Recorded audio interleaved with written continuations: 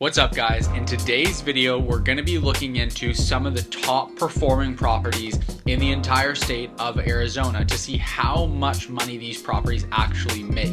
Now, this is the first video in a series I'm thinking of doing if I get a positive reaction to this video, where I'm going to dive into specific cities throughout the US, Canada, and potentially the whole world if you guys are interested, to see exactly how well properties can actually do in these different areas and look at some of the top performing Airbnbs and short-term rentals in the entire world. If you're interested in that, hit the like button on this video to let me know that you want to see more videos like this, and let me know in the comment section down below if there's a specific state or a specific area that you're interested in knowing how well properties actually do there.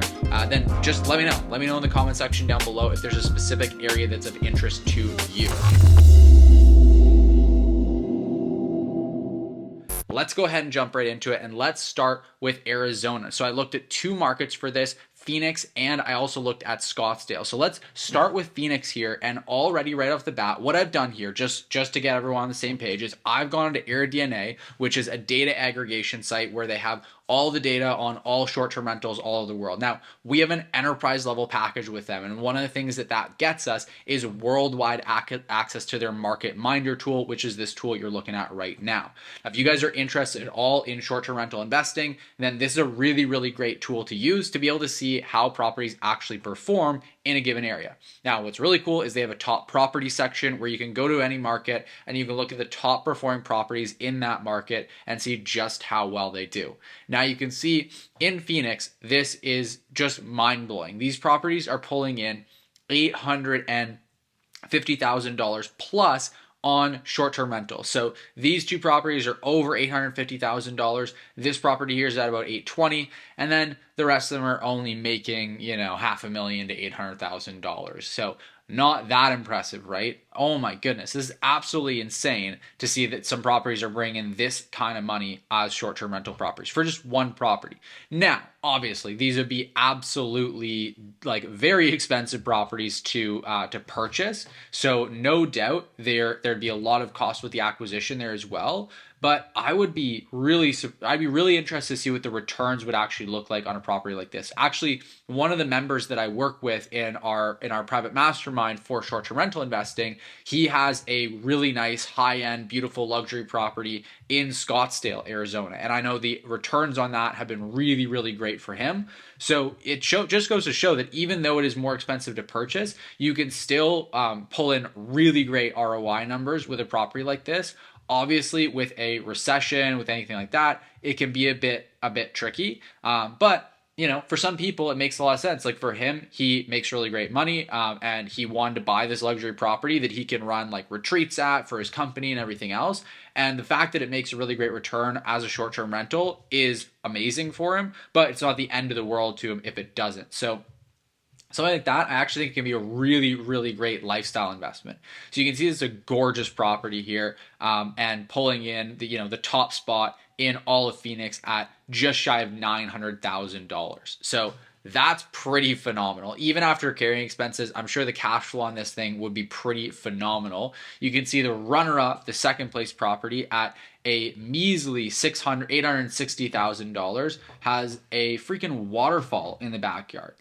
That is insane. This whole place, that is just absolutely insane. So stunning. The views are incredible from this property. It's really, truly one of a kind. And you can see why people would be willing to pay an arm and a leg to stay here, is you just have such a unique experience staying at this property.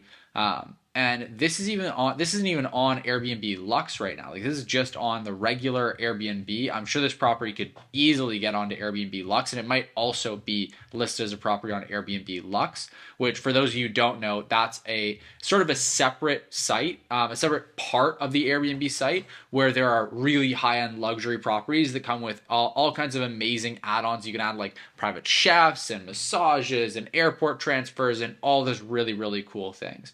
So that's a good idea of Phoenix. Now, the other market that we wanted to look at was Scottsdale, and you can see that Scottsdale performs a little bit less at the very, very top end, where the top properties only bring in $809,000 versus, you've got three properties in Phoenix that are outperforming that number, but still really truly crazy.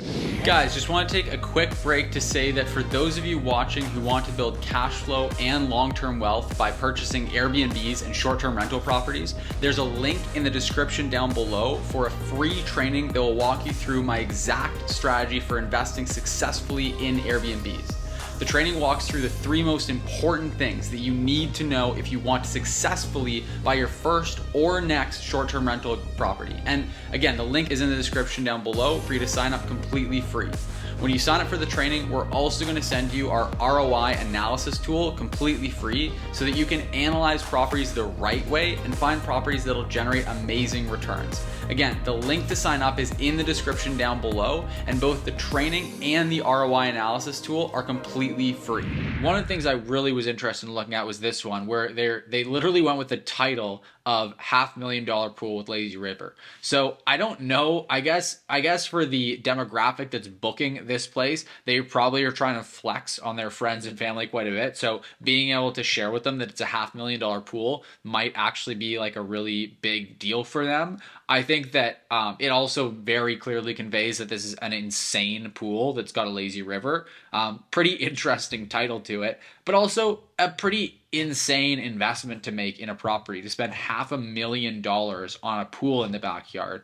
And honestly, to me, I just could not imagine doing something like this to a property. Like, it's ultimately not that cool, I don't think, because when you think about something like this, like I think about a resort pool, and it's just kind of lame compared to a resort pool, but also just insane for a home pool.